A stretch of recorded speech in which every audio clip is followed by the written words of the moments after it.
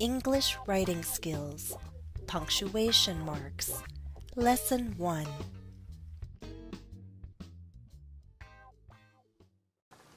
To some of you, learning punctuation rules in English may sound as appealing as eating this plate of broccoli. But broccoli is good for you, isn't it? Just as eating broccoli and other green vegetables can give you a stronger body, knowing punctuation rules can give you stronger communication skills.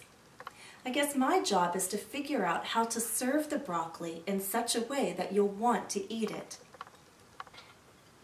Doesn't this look much more appealing? This is pasta, roasted chicken, and broccoli in a garlic butter sauce. That's my goal in this series. I'm not just going to give you punctuation rule after punctuation rule. In fact, I'm not going to say that they're always strict rules.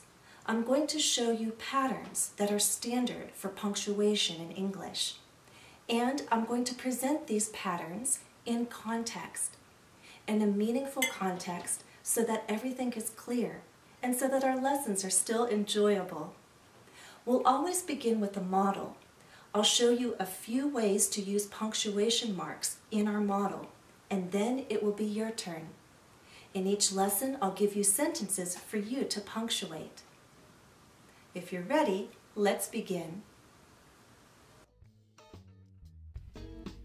Lesson 1 Topics. In this lesson, we'll talk about sentence punctuation. We'll look at how we use a capital letter, a period, a question mark, and an exclamation point in a sentence. We'll also review what a contraction is and how we use an apostrophe to form a contraction.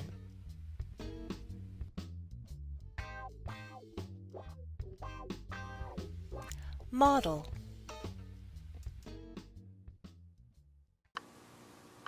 What magical power would you like to have? I've thought of a few. Do you want to know my answer? Guess.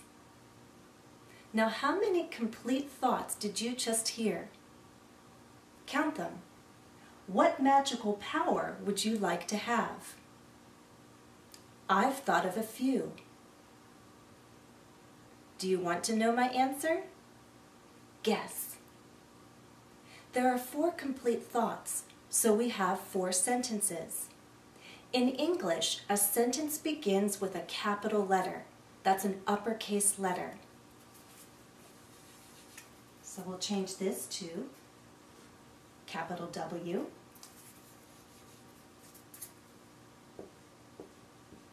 There we need a capital I.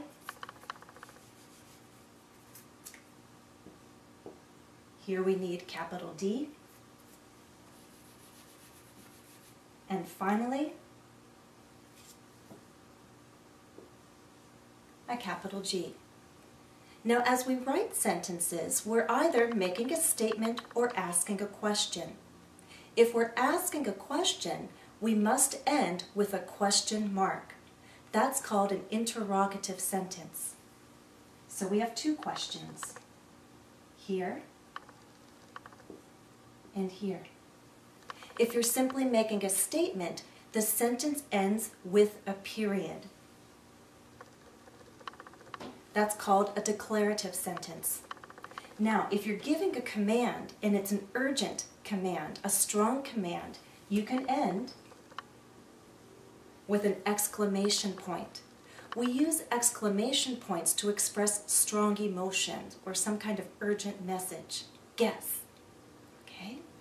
Punctuation makes the purpose of each sentence clear. There's one more punctuation mark I need to add here. Do you see where? Right there. That's a contraction, a short form. To mark the letters that are missing, we use an apostrophe. Okay? So contractions are short forms. Contractions use apostrophes. Now it's your turn. I'm going to give you sentences for you to punctuate. Remember to start your sentences with a capital letter. Decide what final punctuation mark is needed. A question mark for a question, a period for a statement. You may also need an exclamation point for an urgent command or to make a statement with strong emotion. If you see contractions, remember an apostrophe will be needed. Now, do you want to know one of my answers? One of the many magical powers I'd love to have is to be able to whip up a wonderful meal with the snap of my fingers. Practice. Punctuate the sentences. Let's try number 1 together. Look at the words. We have one complete thought, so let's begin our sentence with a capital letter. Now, are we asking a question or making a statement? If you look at the grammar, you see it's a question. What do we need? A question mark. Is magic real? Let's go on. 2.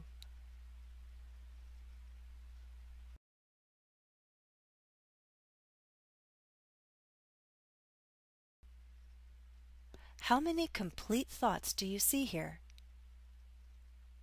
There are 2. Let's start each with a capital letter. The first is a statement, and the second is a question. Some believe anything is possible. Do you?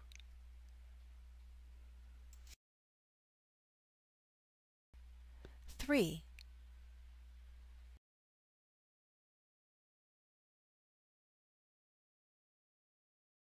Again, ask yourself how many complete thoughts are there?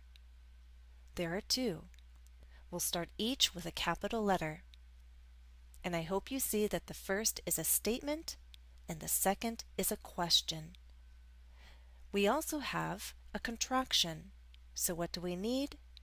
An apostrophe. Science can't explain everything. Would you agree? 4.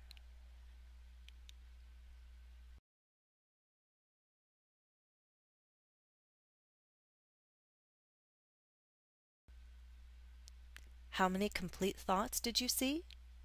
Hopefully 2. Each will start with a capital letter. The first is a question. We'll need a question mark. And the last word, wow, expresses strong emotion. What punctuation mark should we use then? An exclamation point. Can you imagine being able to learn any foreign language in a week? Wow!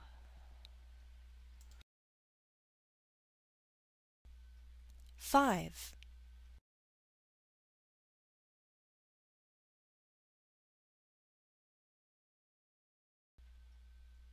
Hopefully you recognize the use of the imperative. Here we have an instruction, a direction, and then a request or invitation. Find a study partner and talk about a magical power you'd like to possess. So it starts with a capital letter and ends with a period. Have fun! Start with a capital letter and end with an exclamation point. We also have a contraction, the short form of you would, you'd. So we need an apostrophe.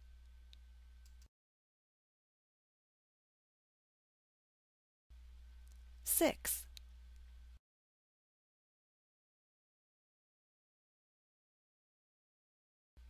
Here we have a single statement.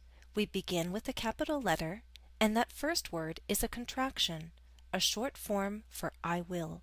So let's use an apostrophe. Now you have a choice at the end. We can use one of 2 punctuation marks. We can use a period or an exclamation point. The choice gives you control of the tone of this whole sentence. That's why punctuation marks can be so important. If we use a period, it's a neutral sentence, like this. I'll see you soon for another lesson on punctuation marks. With an exclamation point, we're making a statement with stronger emotion. It could read like this. I'll see you soon for another lesson on punctuation marks. There's a difference, isn't there?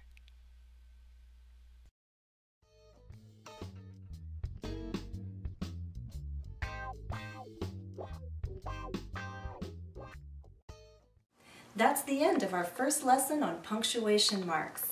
Remember to start your sentences with a capital letter. Remember to end sentences with a period or a question mark. Remember to use exclamation points for urgent commands or statements with strong emotion. And don't forget that contractions need an apostrophe. Thanks for watching, and happy studies!